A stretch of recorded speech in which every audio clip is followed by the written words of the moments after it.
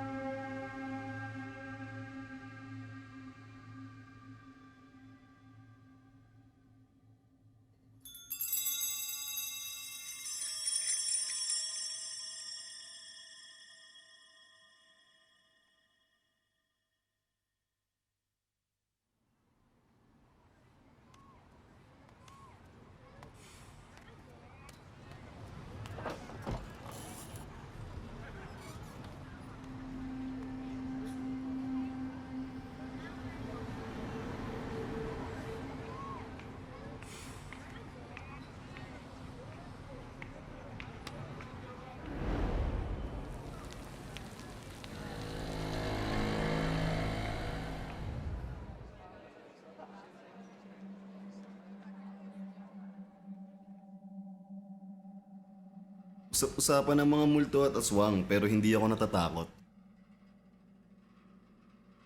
Dito ako pinanganak.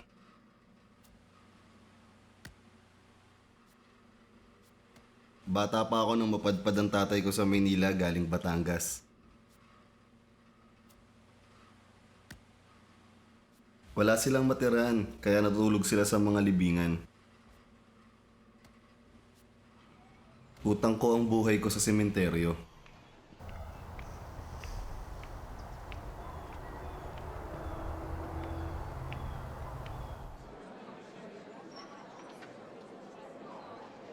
Hindi kami mayaman, pero may court kami.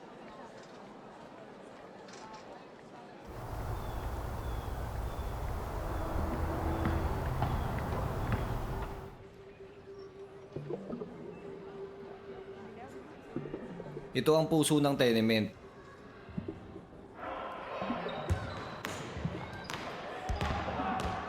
Kaya lumalabas ang lahat kapag dinidepensahan namin ang teritoryo namin. Naglalaro kami para sa kanila.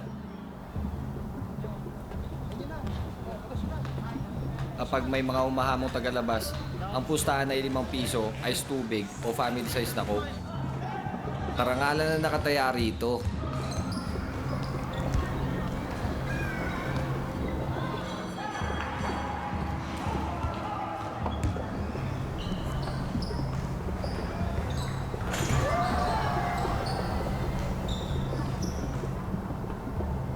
Hindi man kami ang pinakamatangkad, wala namang makakatalo sa aming puso.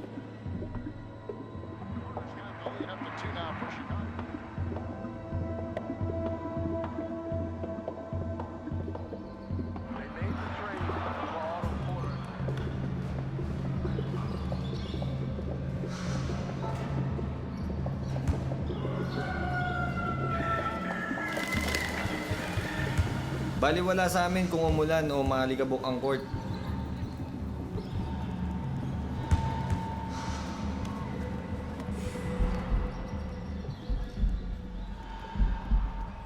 Ang mahalaga ay may bandera namin ng aming komunidad. Tungkol ito sa pag-iiwan ng marka sa konkreto. Gusto naming maalala.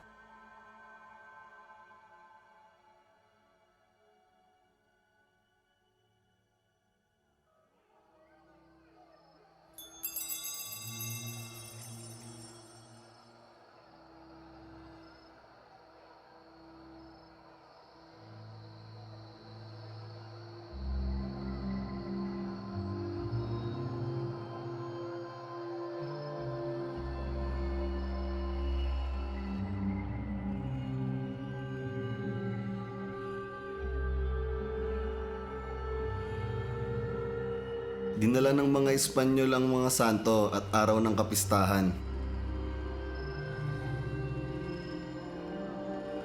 Ipinasok ng Amerika ang telebisyon at basketball. Iyan ang Maynila.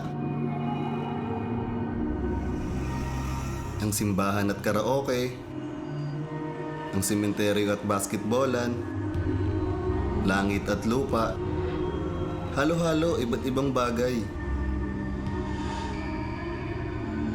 Ang mga ritual ay pinagsama-sama tayo.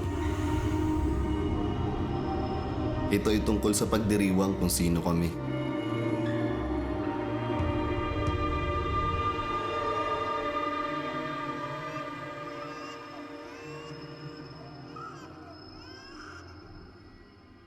Hindi magtatagal. Sasamahan mo ako sa ilalim ng puno ng balete. Ngayon, dapat mo pa rin ng mga anak mo ang pangako. At ikaw rin ay muling mabubuhay.